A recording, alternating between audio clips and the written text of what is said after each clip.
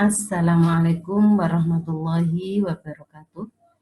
Bismillah, alhamdulillah, wassalatu wassalamu ala rasulillah, la haula wa la quwwata illa billah, amma ba'du. Selamat berjumpa anak-anak yang saya cintai dan saya banggakan, siswa-siswi MTS NU Huda kelas 9. Kita akan belajar bersama materi pelajaran PPKN. Sebelumnya marilah kita berdoa dengan membaca basmalah bersama-sama. Bismillahirrahmanirrahim. Untuk presensi atau daftar hadir nanti kamu mengisi saja di WA Group. Ya. Untuk kali ini kita akan mempelajari tentang sejarah perubahan hukum penetapan Pancasila sebagai dasar negara dan pandangan hidup bangsa. Adapun tujuan pembelajaran kali ini yaitu menunjukkan sikap bangga akan tanah air sebagai perwujudan nilai-nilai Pancasila sebagai dasar negara, mengamati dinamika yang terjadi di masyarakat, terlebih mengenai praktek ideal Pancasila sebagai dasar negara dan pandangan hidup bangsa.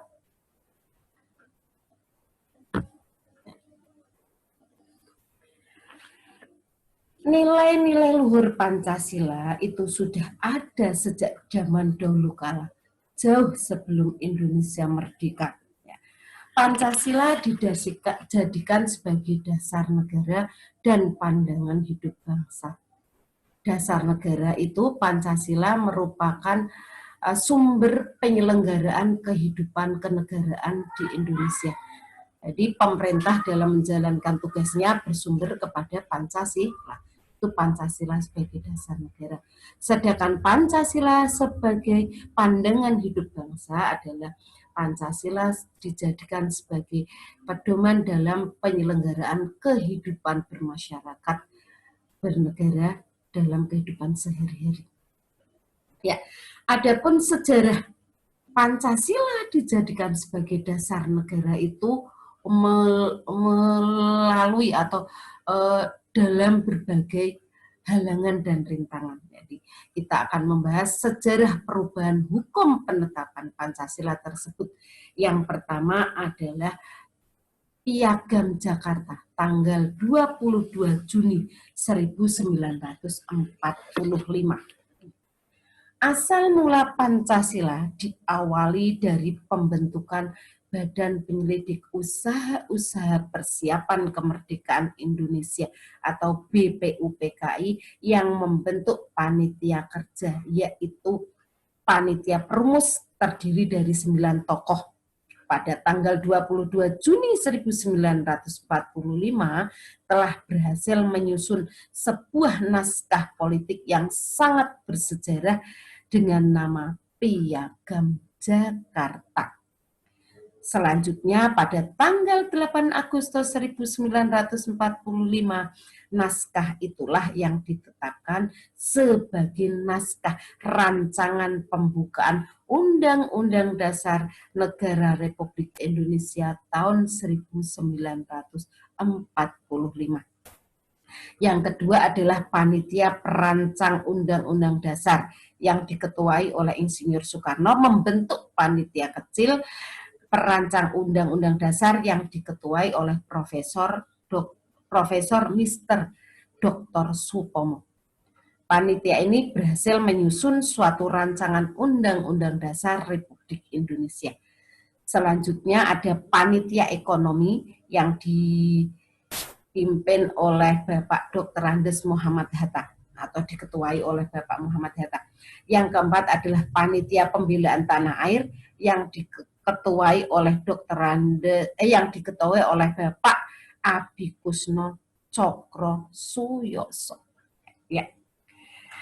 Untuk pertama kalinya, falsafah Pancasila sebagai falsafah negara dicantumkan secara autentik atau tertulis di dalam Piagam Jakarta alinea keempat dengan perumusan tata urutan yaitu 1.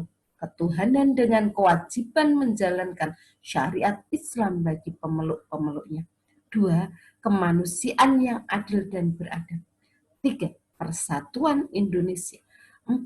Kerakyatan yang dipimpin oleh hikmat kebijaksanaan dalam permusyawaratan atau perwakilan. 5. Keadilan sosial bagi seluruh rakyat Indonesia. Ya. Sejarah yang kedua yaitu pembukaan UUD Negara Republik Indonesia tahun 1945.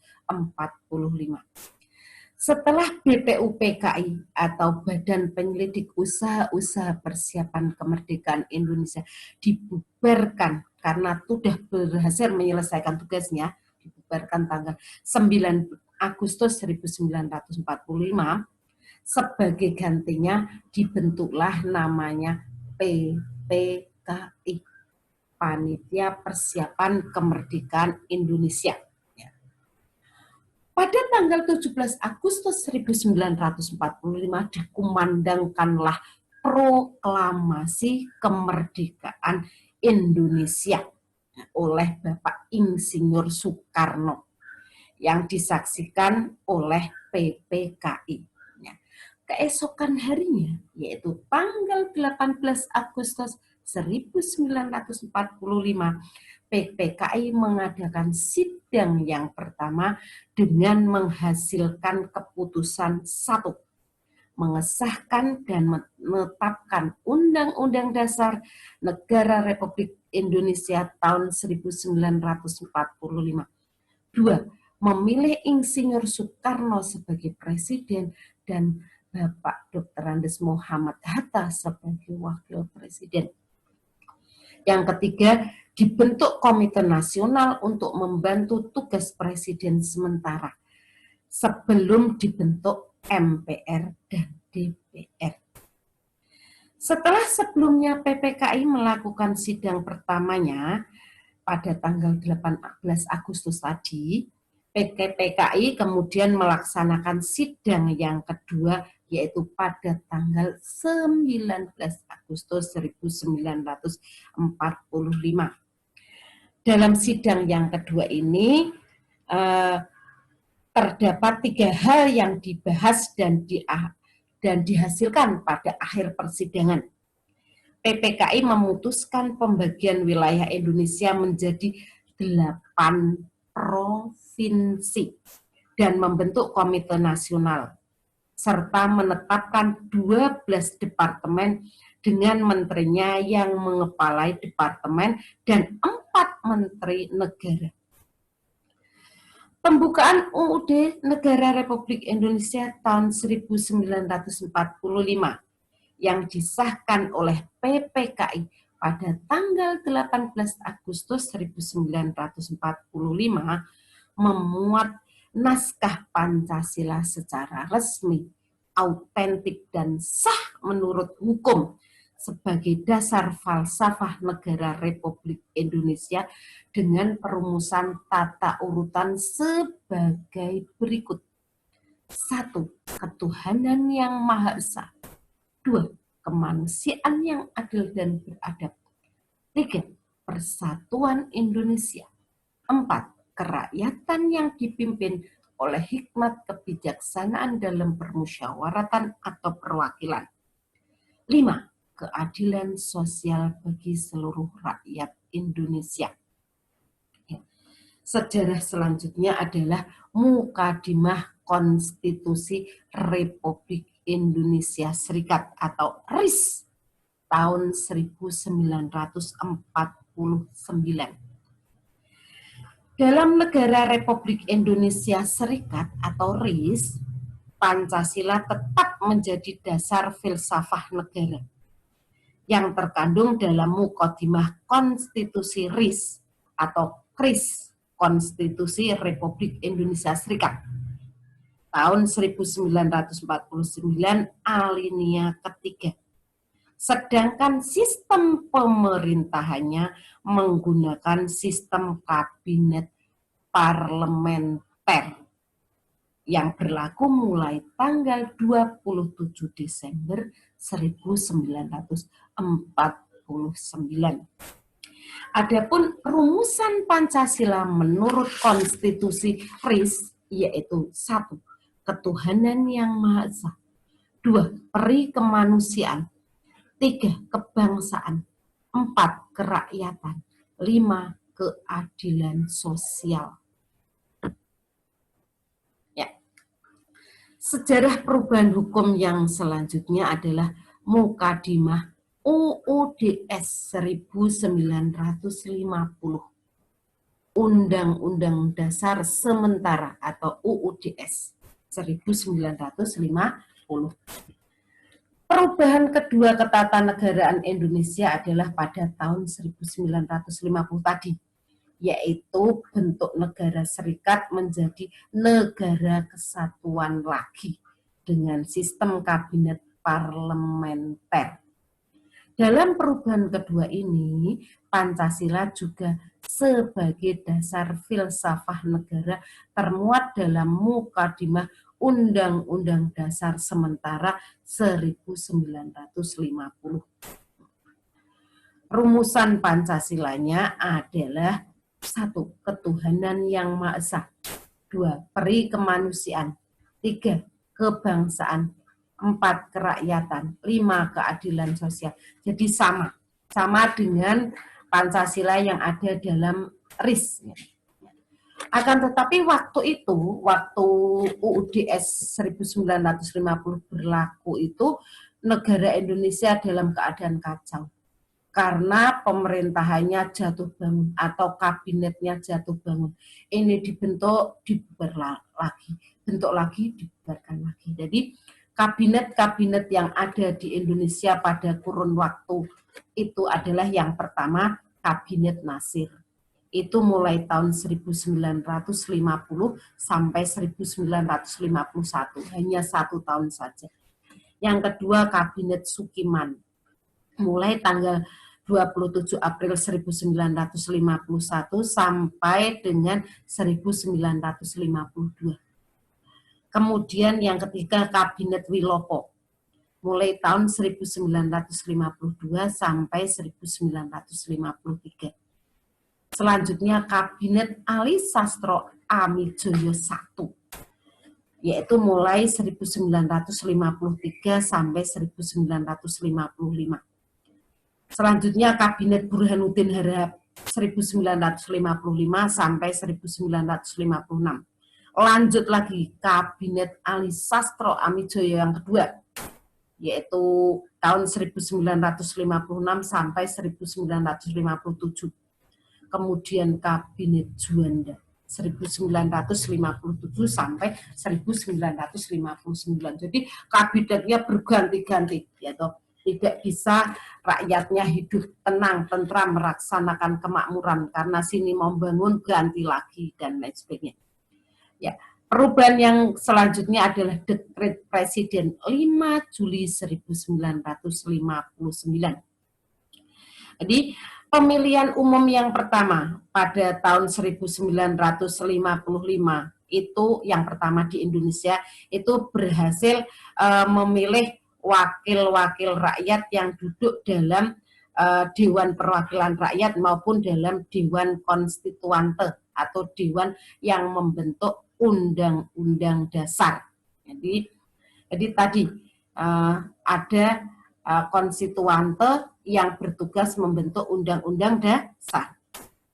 Ternyata dalam perjalanan selanjutnya konstituante itu tidak berhasil membuat Undang-Undang Dasar, sehingga Presiden Soekarno berusaha mencari jalan keluar dengan menyampaikan amanatnya pada tanggal 22 April 1959, yaitu kembali ke Undang-Undang Dasar 1945.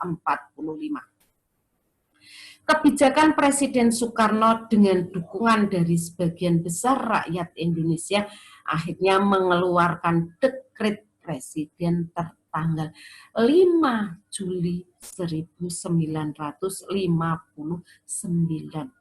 dengan maksud untuk mempertahankan negara kesatuan Republik Indonesia dan mempertahankan keutuhan bangsa Indonesia. Adapun isi dekret presiden tersebut adalah yang pertama, menetapkan pembubaran konstituante. Tadi ya, konstituante itu yang tadi, yang membuat undang-undang dasar dibubarkan karena tidak berhasil.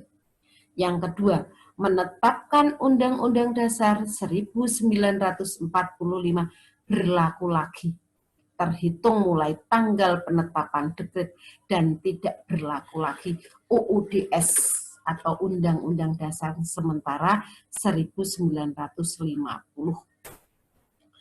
Selanjutnya adalah yang ketiga, menetapkan dalam waktu sesingkat-singkatnya pembentukan Majelis Permusyawaratan Rakyat Sementara atau MPRS dan Dewan Pertimbangan Agung Sementara atau DPAS.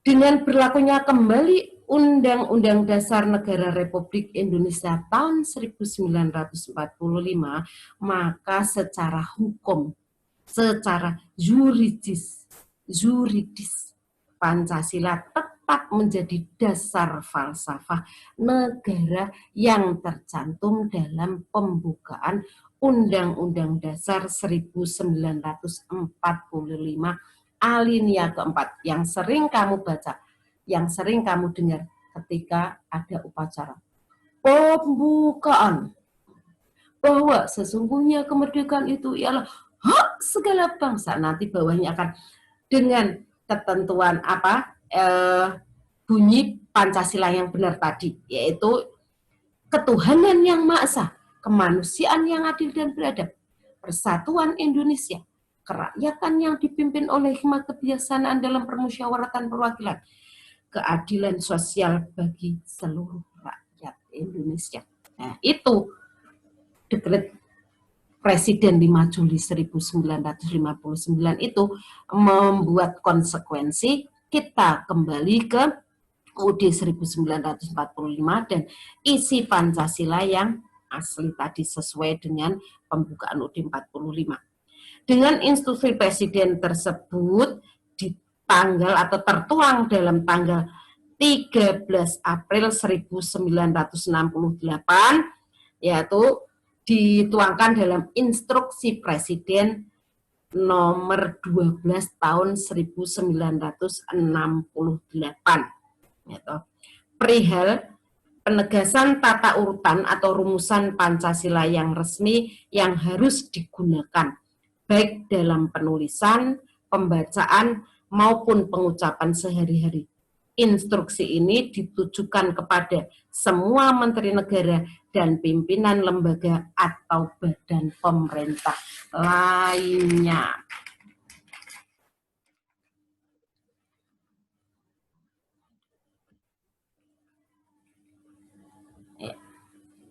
Ya, kita sebentar ya.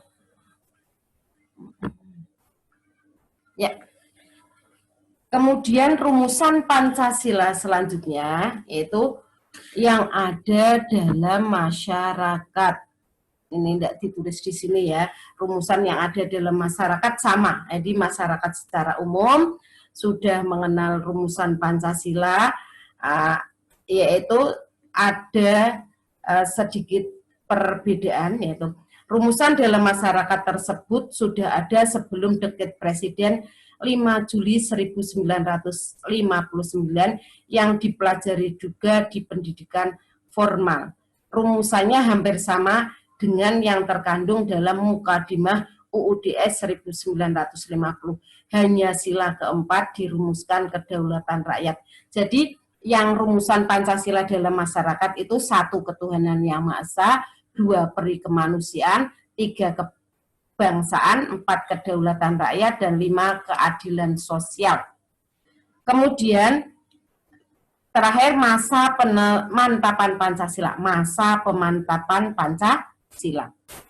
Proses perkembangan selanjutnya setelah berlaku kembali UUD Negara Republik Indonesia tahun 1945, rumusan Pancasila yang digunakan belum ada keseragaman. Ada yang menggunakan rumusan yang terkandung dalam pembukaan Negara Republik Indonesia tahun 1945, maksudnya pembukaan UUD, 1945. Ada yang menggunakan rumusan Pancasila yang terkandung dalam Mukadimah UUD S 1950. Ada yang menggunakan rumusan Pancasila seperti berlaku dalam masyarakat. Nah, dalam rangka penertiban keadaan tersebut dikeluarkan instruksi Presiden tadi nomor 12 tahun 1968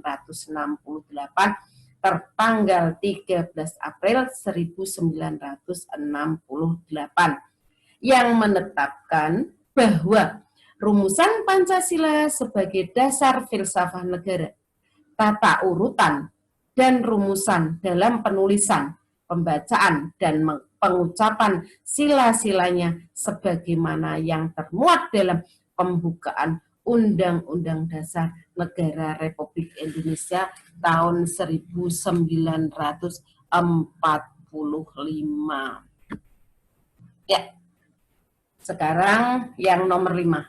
Arti penting Pancasila sebagai dasar negara dan pandangan hidup bangsa.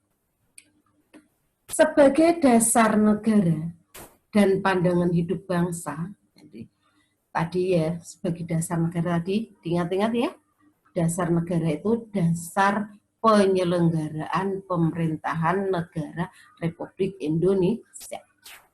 Sedangkan sebagai pandangan hidup adalah sebagai pedoman dalam berperilaku kehidupan sehari-hari di masyarakat, dalam kehidupan berbangsa, bernegara, itu juga berpedoman pada Pancasila. Saya ulangi, sebagai dasar negara dan pandangan hidup bangsa, Pancasila mempunyai fungsi sebagai acuan bersama, baik dalam memecahkan perbedaan serta pertentangan politik di antara golongan dan kekuatan politik yang ada. Hal ini berarti bahwa segenap golongan dan kekuatan yang ada di Indonesia sepakat untuk menjaga, memelihara, dan mempertahankan negara kesatuan Republik Indonesia dalam bingkai Pancasila.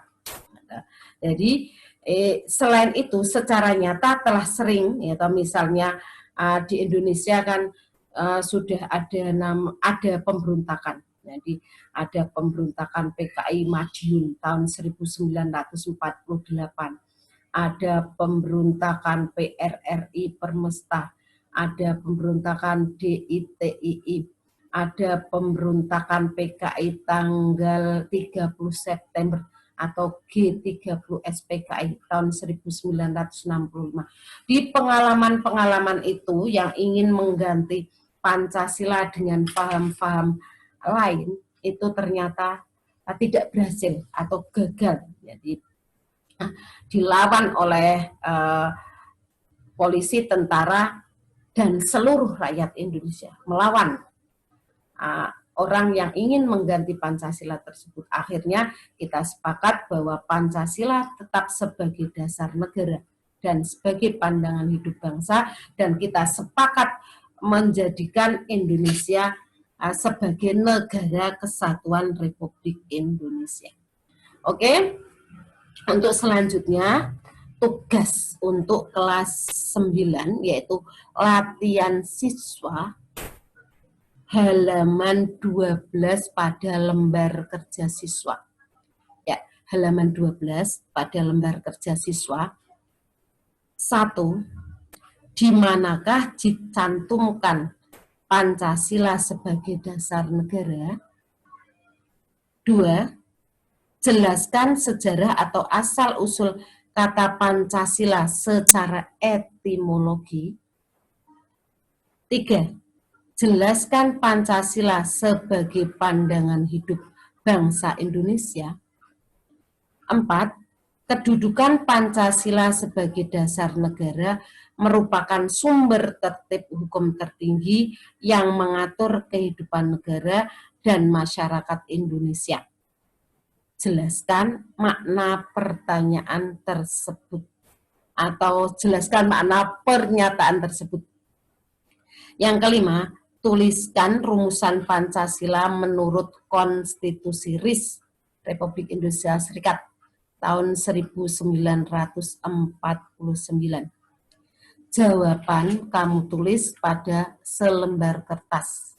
Tulis nama, kelas, mata pelajaran PPKN, tanggal kamu melaksanakan tugas tadi, tanggal saya memberikan materi, kemudian isinya saja, cukup isinya saja. Setelah kamu tulis, kamu kumpulkan dengan punyaan teman-temanmu, kamu staples, oke? Gitu. Nanti kita biar dikirim orang tuamu ketika bergantian datang ke sekolahan untuk menyerahkan tugas. Gitu. Jadi nanti kan ada pergantian sambil kamu nanti mendapatkan kuota dari madrasah. Demikian yang bisa saya sampaikan. Kita sebagai bangsa Indonesia harus selalu mendukung Pancasila. Pancasila jaya, Pancasila jaya. NKRI harga mati. Jadi kita sebagai guru, kamu sebagai siswa, sebagai orang-orang Islam Nahdlatul Ulama harus mendukung Pancasila sebagai dasar negara dan sebagai pandangan hidup, serta mempertahankan NKRI atau Negara Kesatuan Republik Indonesia. Ya, selamat belajar dan melaksanakan tugas. Semoga kamu bisa menyelesaikan dengan baik. Marilah kita tutup pembelajaran kali ini dengan membaca hamdalah bersama-sama. Alhamdulillahirabbil alamin. Apabila ada pertanyaan, kamu bisa dilanjutkan di WA Group. Kekurangan jelas apa, kamu boleh di WA Group wali kelas ya. Akhirnya, wallahul muwafiq ila aqwamit thoriq. Wassalamualaikum warahmatullahi wabarakatuh.